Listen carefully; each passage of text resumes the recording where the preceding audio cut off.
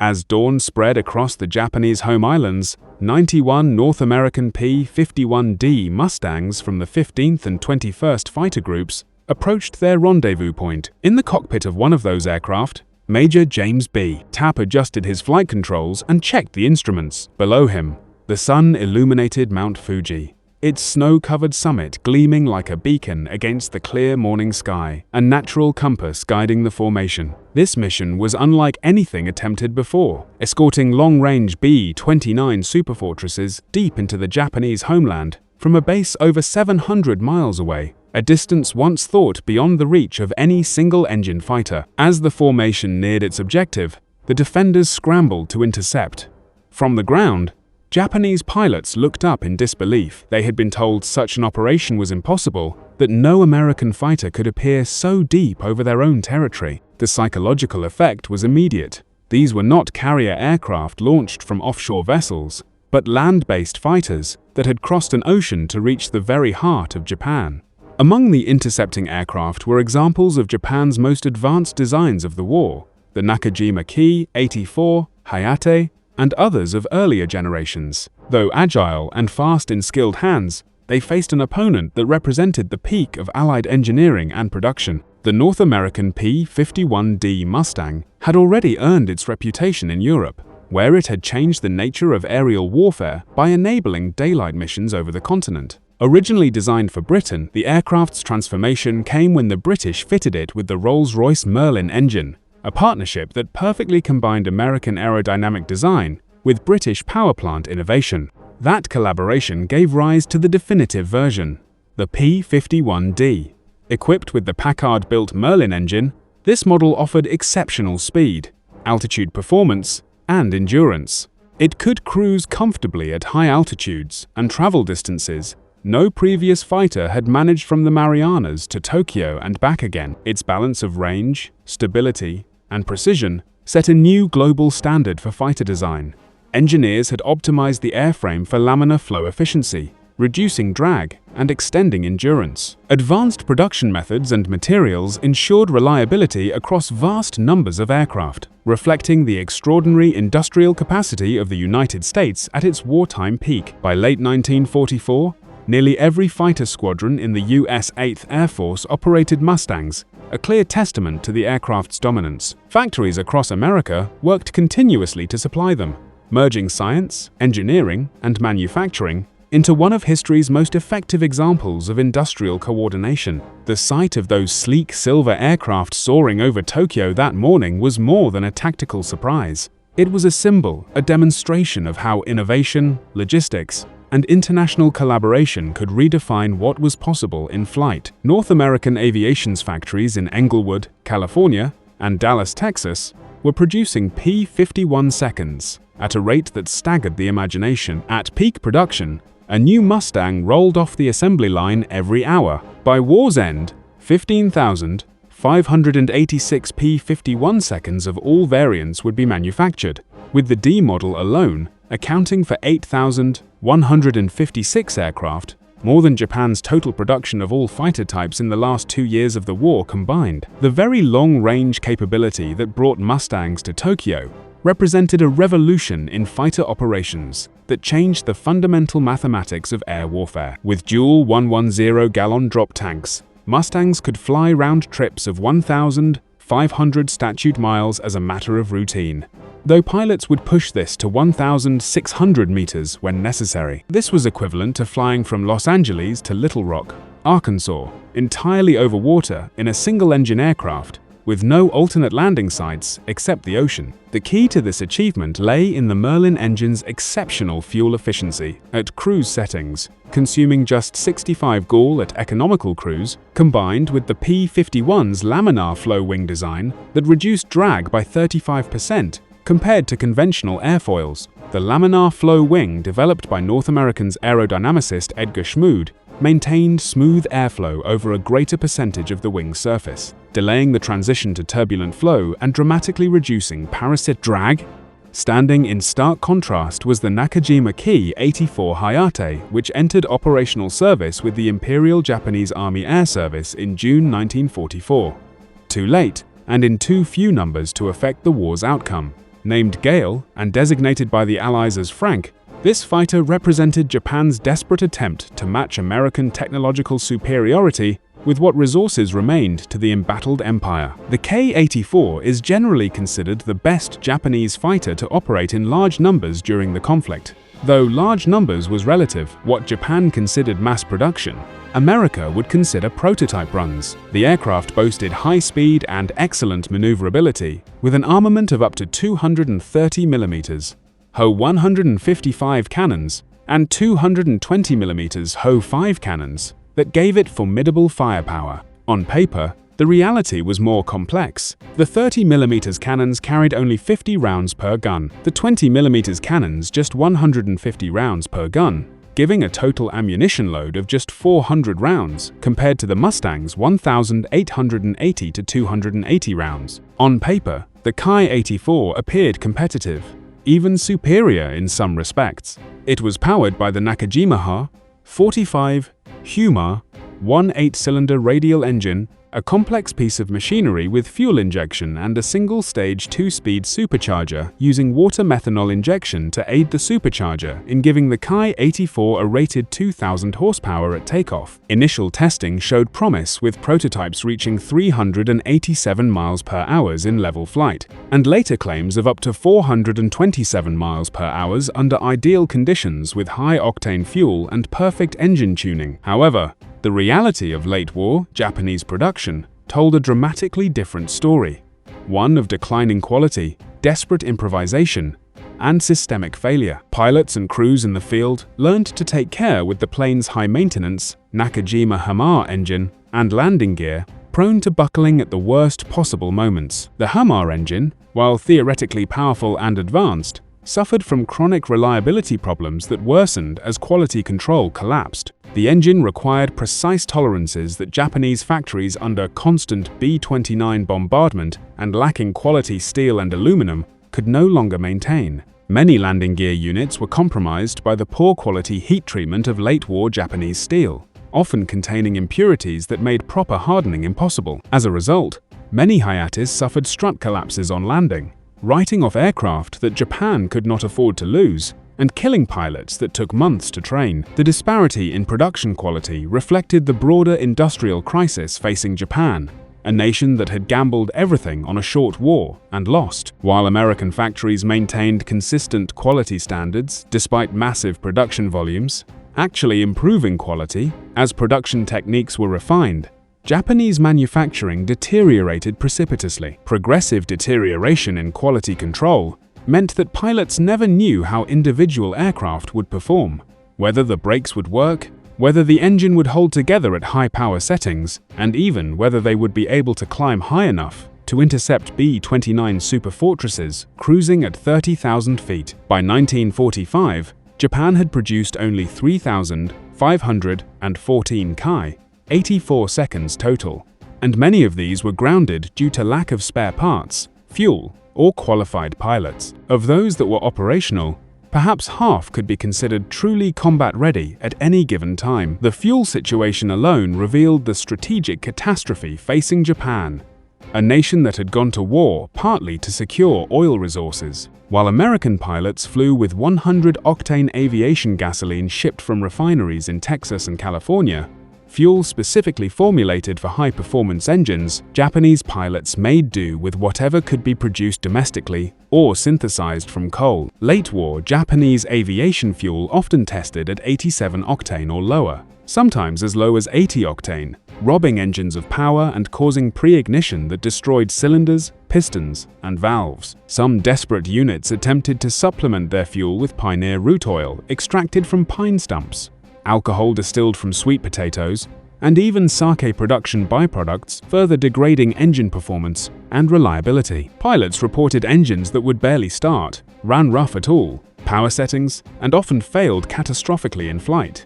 On that first April 7th mission, the Mustangs formed up with their charges, 103 Boeing B-29 superfortresses of the 73rd Bomb Wing, each carrying tons of incendiary bombs destined for Japanese industrial targets. Captain Artbridge of the 45th Fighter Squadron recalled, "It was a real spectacle. The 29 THs were just finishing their assembly in a grand circle as we arrived. The sun glinted off their aluminium skin, and they looked like a school of giant silver fish swimming through the sky.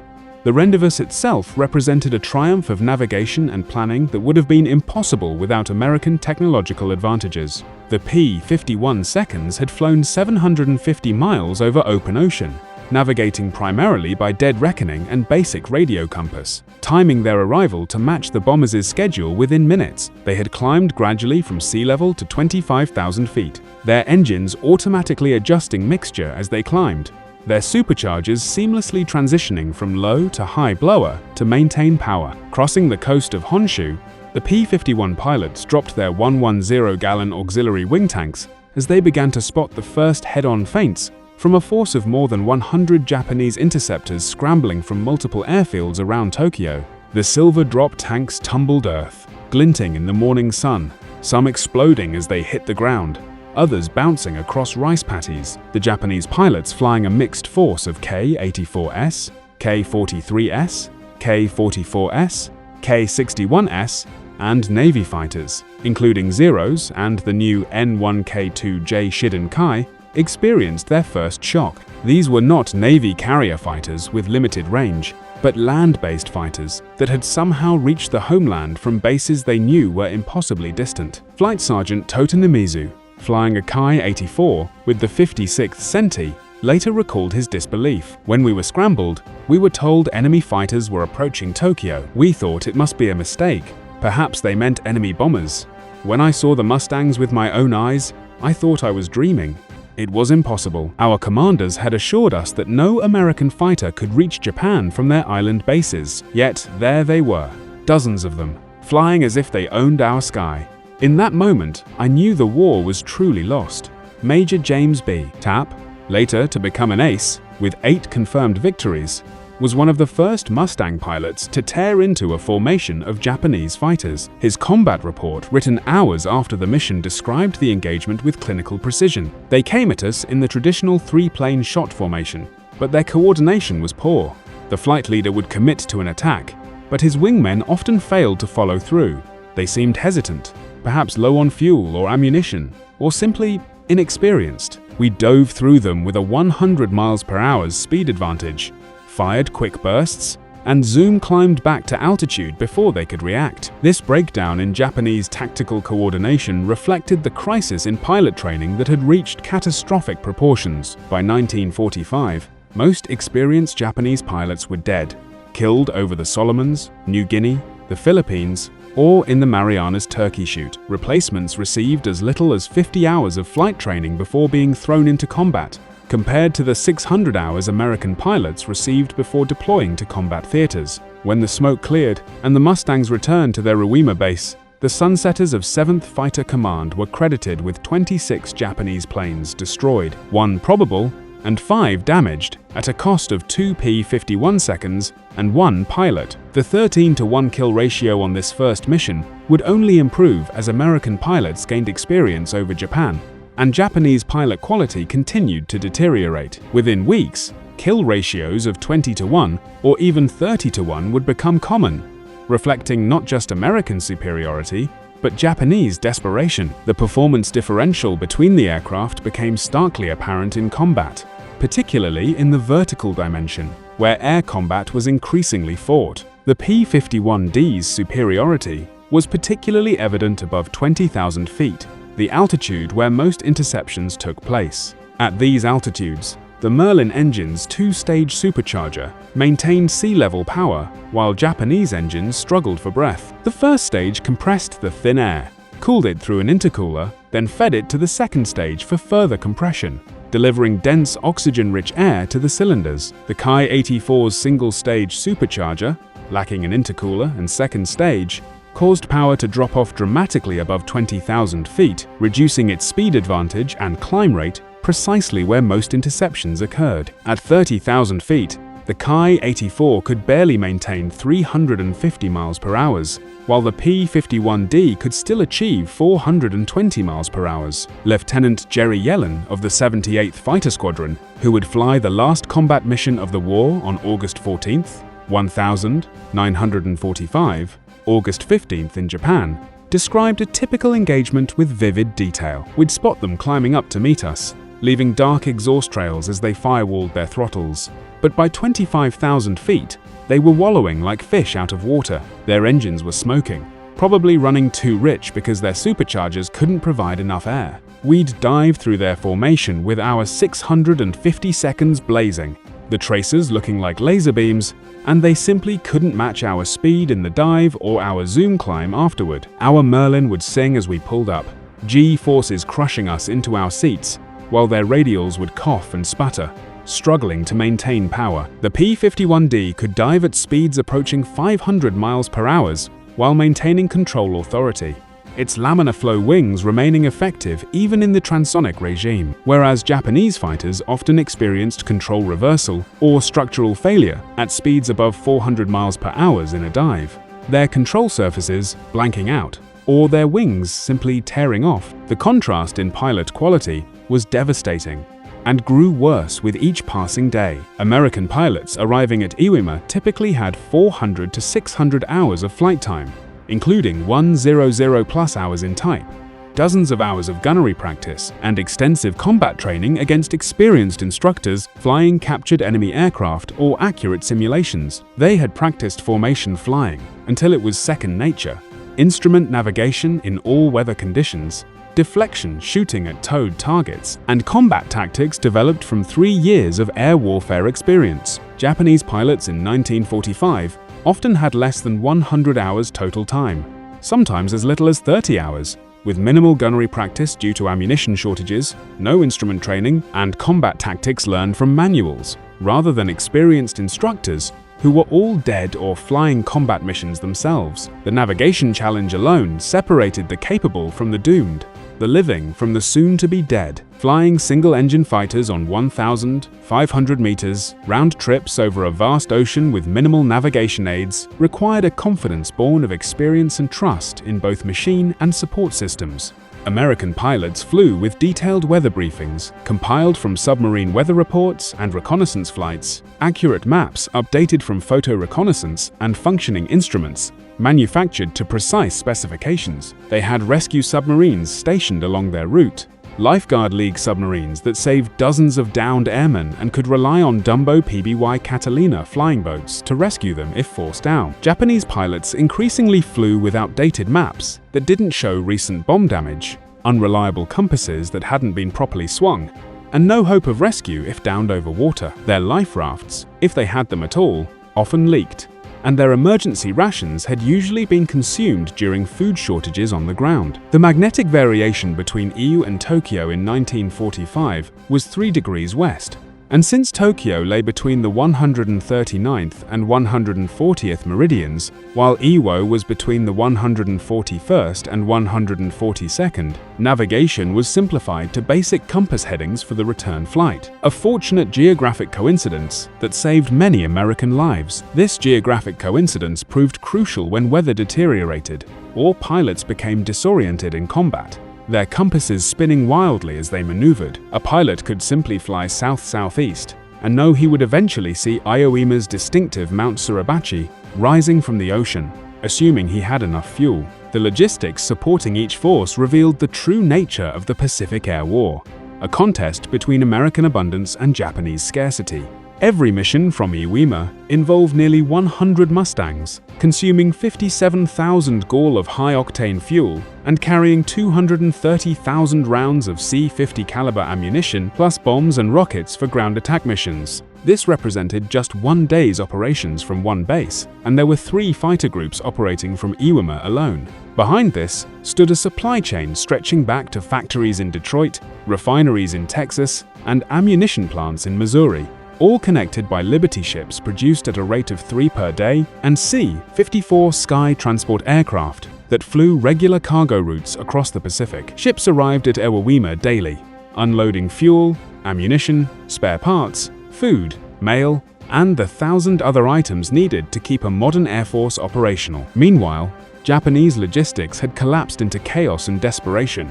Aviation fuel was so scarce that training flights were cancelled, leaving new pilots to face combat with no recent flying experience. Ammunition was rationed even for combat missions, with pilots told to conserve rounds for only the most certain shots. The Japanese Navy and Army Air Forces, never well coordinated, even in the best of times, now competed desperately for dwindling resources. Like starving dogs fighting over scraps, aircraft were cannibalized for spare parts until they were nothing but aluminum skeletons, and entire fighter groups were grounded for lack of tires, spark plugs, or hydraulic fluid. Some units attempted to manufacture their own spare parts in primitive workshops, with predictably poor results. The technological sophistication gap extended beyond the aircraft themselves to every aspect of operations. American pilots wore gits that prevented blackouts in hygiene maneuvers by squeezing blood back to the brain, used standardized oxygen systems that functioned reliably above 30,000 feet, with automatic flow regulation, and communicated via VHF radios with clear reception and multiple channels. Their parachutes were regularly inspected and repacked. Their life rafts contained working radios and fresh supplies, and their survival kits included everything from morphine to fishing gear. Japanese pilots often flew without functioning radios.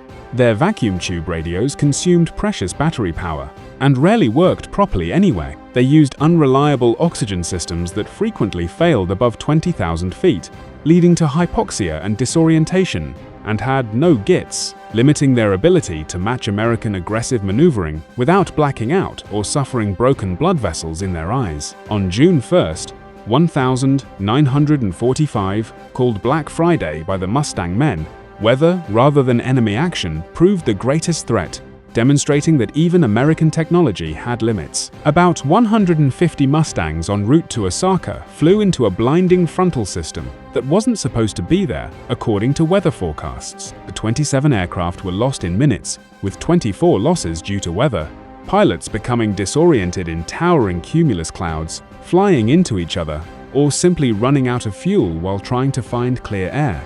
This disaster illustrated that even for the technologically superior Americans, the very long-range missions pushed men and machines to their absolute limits. The weather front extended from sea level to 40,000 feet, with violent turbulence, icing conditions, and zero visibility. Pilots reported street Elmos fire dancing on their wings, compasses spinning uselessly, and artificial horizons tumbling as their gyroscopes gave up trying to make sense of the violent motion. The impact on Japanese morale was catastrophic and irreversible. Captain Yoshio Yoshida, a Ki-84 pilot with the 47th Senti who survived the war, wrote in his diary, "The appearance of American fighters over Tokyo has shattered our confidence completely. We were told the B-29 seconds were vulnerable without escort, that their fighters could never reach so far. Now we see Mustangs over the palace itself, strafing our airfields in broad daylight, shooting down our best pilots as if they were beginners. How can we defend the Emperor when the enemy's fighters roam freely over the sacred homeland?" The sight of those Mustangs with their invasion stripes so confident, so numerous, tells us what our leaders will not. The war is lost, and we are simply waiting to die. VLR missions were a test of flying skill, said Major Tapp in a post-war interview. Battling Japanese fighter pilots caused your adrenaline to flow, but getting from point A to point B was the hardest part. The ocean was endless, featureless, hypnotic. You'd check your compass constantly, wondering if it was wrong, if you'd somehow gotten turned around.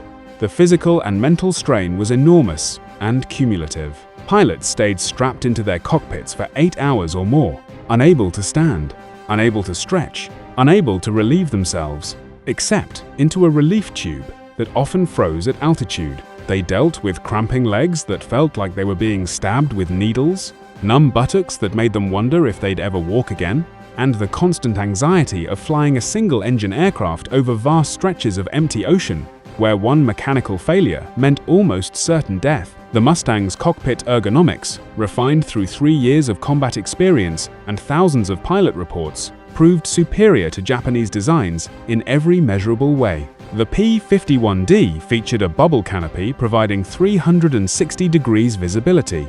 Pilots could actually look behind them by turning their heads, a life-saving capability in combat.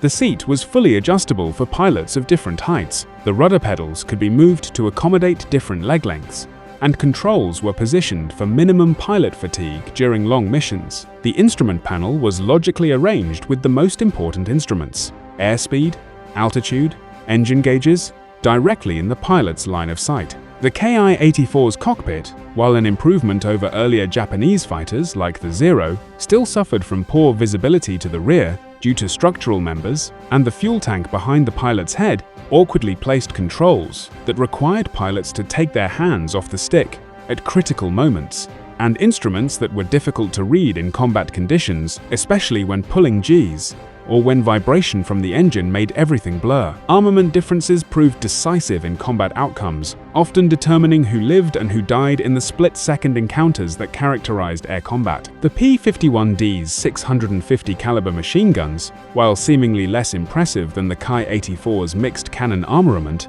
offered crucial advantages that combat experience had proven decisive. The American guns were extraordinarily reliable, with stoppage rates below 1% when properly maintained, which they always were, thanks to dedicated armament specialists. They carried far more ammunition, 1,880 to 280 rounds total, compared to the Ki-84's 400 rounds for its cannon and machine guns combined. This meant American pilots could afford to take ranging shots, could engage multiple targets, and didn't have to worry about running out of ammunition after a few seconds of firing. The ballistics of the .050 caliber rounds were so well understood that American pilots could reliably engage targets at 400 yards, while Japanese pilots with mixed cannon and machine gun armament struggled with convergent zones and different ballistic trajectories, their cannon rounds dropping differently than their machine gun rounds, making accurate shooting nearly impossible beyond close range. The training difference in gunnery was even more pronounced. American pilots had fired thousands of rounds in training, learning to lead targets, to estimate range, to fire in short bursts, to avoid overheating their guns. They practiced on towed sleeves, on camera guns, and in mock dogfights until deflection shooting became instinctive. Japanese pilots in 1945 were lucky to fire a 100 rounds in training. If that, ammunition was too precious to waste on training when it was needed for combat. Many went into their first combat having never fired their guns at all, trying to learn deflection shooting while someone was trying to kill them. The Sunsetter's last aerial combat occurred near Tokyo on August 10, 1945, when the 15th and 56th Fighter Groups claimed 7 kills in what would be one of the last air battles of World War II. By this point, Japanese resistance had become almost token, a shadow of the force that had once swept across the Pacific. Fuel shortages meant most Japanese fighters were grounded, their tanks drained to provide fuel for kamikaze aircraft. Those that did fly were often piloted by teenagers with minimal training, boys who had been in high school just months before. In all, Iwo's Mustangs were credited with 206 Japanese airplanes shot down between April and August 1945, 75% of the Pacific P-51 aerial victories. The actual number was probably higher, as many Japanese aircraft shot down over Japan were never confirmed. Their wreckage lost in forests or urban areas, the strategic impact extended far beyond aerial victories to reshape the entire Pacific War. The presence of P-51 seconds over Japan meant B-29 seconds could bomb in daylight with greater accuracy, systematically destroying Japan's industrial infrastructure. Japanese industrial production, already crippled by material shortages, and B-29 raids, ground to a halt under precision daylight bombing. The psychological effect was equally devastating. Japanese civilians could see American fighters strafing airfields in broad daylight, shooting up trains, attacking shipping in Tokyo Bay, making clear that Japan had lost control of its own airspace. The myth of the divine wind that would protect Japan was shattered when American fighters flew over the Imperial Palace itself. Lieutenant Colonel John R. Morgan of the 457th Fighter Squadron conducted several photo reconnaissance missions over Japan in a specially modified P-51D with cameras in place of guns. His reports revealed the extent of Japanese aviation collapse. We'd fly over airfields that intelligence said had hundreds of aircraft. We'd find maybe a dozen flyable planes. The rest were derelicts. No engines, no propellers, some just shells cannibalized for parts. They'd push wrecks around to make it look like they had more operational aircraft for our photo interpreters, but we could tell the difference between a real airplane and a Hulk. Some airfields had fake wooden aircraft, complete with painted markings, trying to draw our attacks away from real planes hidden in revetments. or under camouflage. The industrial mathematics were irrefutable and told the story of the war in stark numbers. The United States produced 15,586 P-51 seconds of all variants during the war, more than Japan's total production of all aircraft types in 1944 and 1945 combined. Japan managed to produce approximately 3,500 Ki-84s, but many were destroyed on the ground by B-29 raids and carrier strikes, lost in training accidents due to poor quality control, or grounded for lack of parts. American production lines were hitting their stride just as Japanese production collapsed. North American Aviation alone was producing 20 P-51 seconds per day at peak production. More than Japan produced Ki-84 seconds in a month. Each American aircraft was essentially identical with interchangeable parts, while Japanese aircraft varied wildly in quality and performance, even within the same production batch. The training pipeline told a similar story of overwhelming American advantage. By 1945, the United States was training 30,000 pilots annually, each receiving 200 to 300 hours of flight instruction before advanced fighter training, then another 100 hours of combat training. Japan's pilot training program had essentially collapsed, with new pilots receiving perhaps 50 hours before being sent to operational units, often much less. The mathematics of attrition were inexorable. America could replace losses while maintaining quality. Japan could not replace losses even with dramatically reduced standards.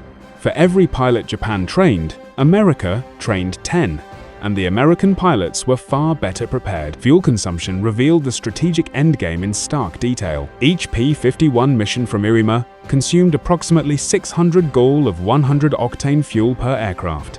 Internal fuel, plus drop tanks. With 100 aircraft per mission and daily operations, this meant 60,000 gallons per day for one fighter group alone. American tankers delivered millions of gallons monthly to Pacific bases, a river of fuel flowing across the Pacific. Japan, meanwhile, was attempting to extract aviation fuel from pine roots, requiring 200 pine stumps to produce 1 gallon of barely usable fuel, and converting training aircraft to kamikaze weapons because they lacked fuel for conventional operations. By August 1945, Japan had less than 200,000 gal of aviation fuel remaining in the home islands, enough for perhaps one major operation. The technological revolution represented by the P-51D went beyond mere performance statistics to embody an entire philosophy of warfare. The aircraft embodied American industrial philosophy: mass production with quality control, standardization across manufacturers,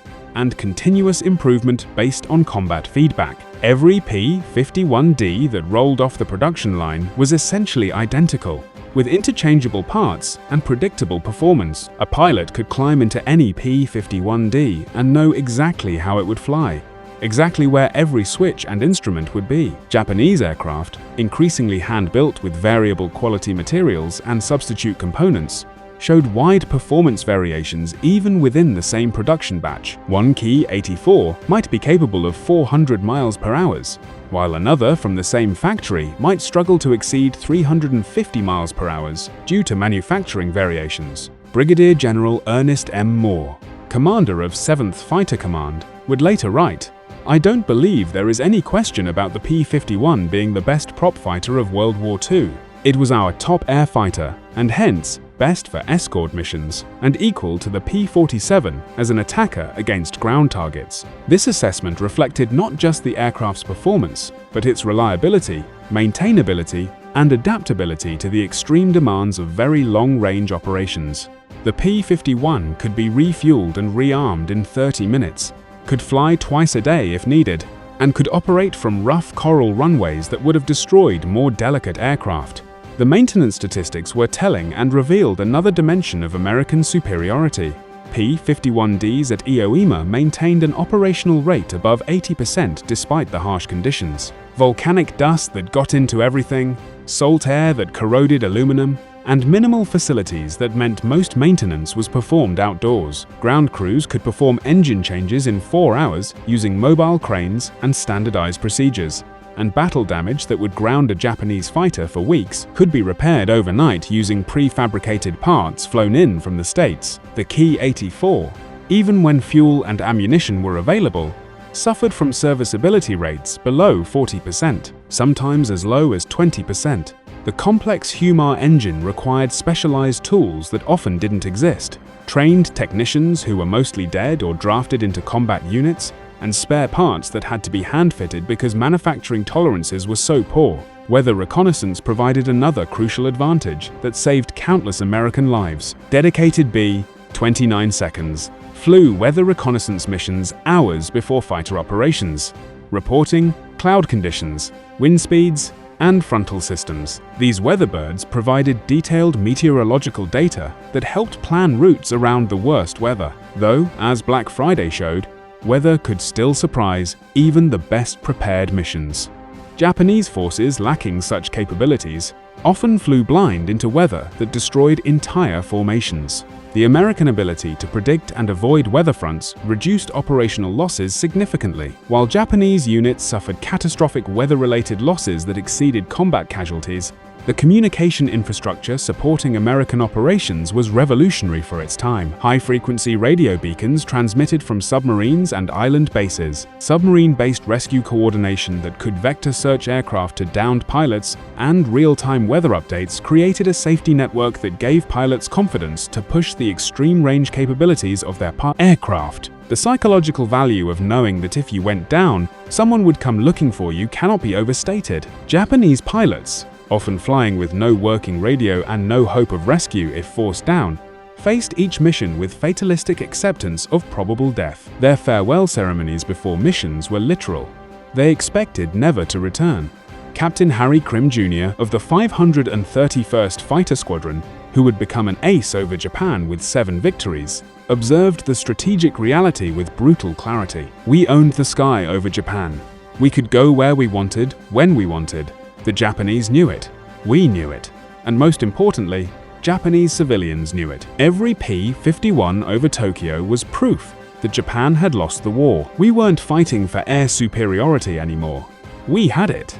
We were just demonstrating it, rubbing their noses in it, showing them that resistance was futile. The very long-range missions fundamentally changed the strategic equation in the Pacific, rendering all previous calculations obsolete. No longer could Japan rely on distance to protect the home islands, the tyranny of distance that had protected them for centuries. The industrial heartland that had survived relatively untouched for 3 years of war was now exposed to daily attack. The appearance of American fighters over Tokyo shattered the last illusions about Japan's ability to defend itself, destroyed the myth of the divine wind, and made clear that defeat was not just possible, but inevitable. The human cost reflected the technological disparity in cruel mathematical terms. Between July 1st and August 15th, 1,945, fully 85 American fighter pilots lost their lives on VLR missions, but only a handful were claimed in air-to-air combat, perhaps 5 or 6. Most losses were operational: weather, mechanical failure, navigation errors, or simple exhaustion causing pilots to make fatal mistakes. Japanese pilot losses in the same period numbered in the hundreds, perhaps over 1,000, with entire squadrons eliminated in futile attempts to intercept American formations. The 47th Centi, which had started April with 40 operational pilots, had just 3 remaining by August. The 244th Centi was completely destroyed, reformed with new pilots, and destroyed again. The last dog fights over Japan revealed the final collapse of Japanese air power as an organized force. On August 14th, 1,945, August 15th in Japan, due to the international dine, Lieutenant Jerry Yellin flew what would be the last combat mission of the war. Taking off from Iwo Jima with his wingman, 9-year-old Second Lieutenant Philip Schlamberg, they attacked airfields near Nagoya. The mission had been planned before word of Japan's surrender reached the field, and the code word Utah that would have recalled them never reached their radios. Yellin and Schlamberg strafed their targets and turned for home, banking into a cloud formation to escape anti-aircraft fire. When Yellin emerged from the clouds, Schlamberg was gone, shot down by ground fire to become the last American combat death of World War II. Even in defeat, with the war literally ending and the Emperor having already recorded his surrender broadcast, Japanese anti-aircraft positions continued firing with desperate determination. But notably absent were Japanese fighters. They had essentially ceased to exist as an effective force, grounded by lack of fuel, lack of pilots, or simply destroyed.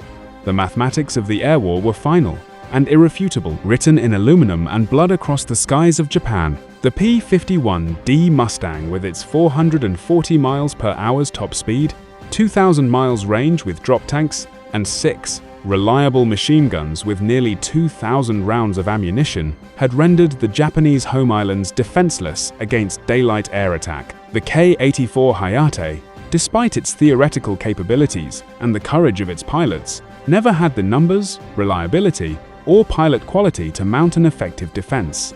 It was not a contest between equals, but a foregone conclusion, the result determined by factories in Detroit and oil wells in Texas, as much as by combat over Tokyo. American industrial might expressed through the magnificent P-51 Mustang had achieved what naval blockade and island hopping could not: the complete elimination of Japan's ability to defend its airspace. The B-29S that dropped atomic bombs on Hiroshima and Nagasaki flew without fighter escort, not because none was available, but because none was needed. Japanese fighter opposition had been swept from the skies, crushed by the overwhelming superiority of American technology, training, and production. Out of 3,514 Ki-84s built, only one survives today. It sits in the Chirin Peace Museum in Kagoshima, Japan, a solitary reminder of Japan's desperate attempt to match American technological superiority. Meanwhile, hundreds of P-51 Mustangs survive in museums and private collections worldwide, many still flying at air shows,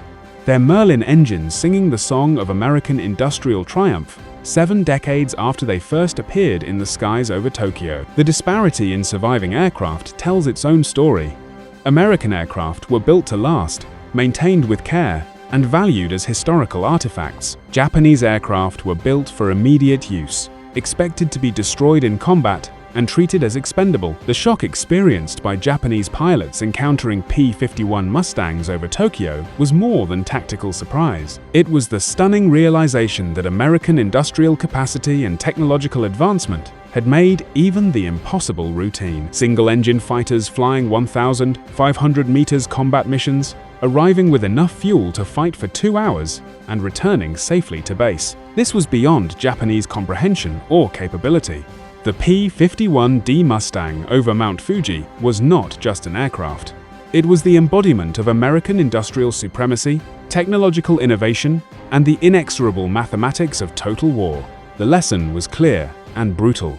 In modern industrial warfare, superior technology multiplied by massive production equals victory. The P-51D Mustang represented American industry at its peak. 15,000-plus aircraft produced with consistent quality, flown by well-trained pilots, supported by unlimited logistics, and deployed with strategic precision. Against this, Japan's Ki-84 Hayate, despite individual courage and occasional tactical success, stood no chance.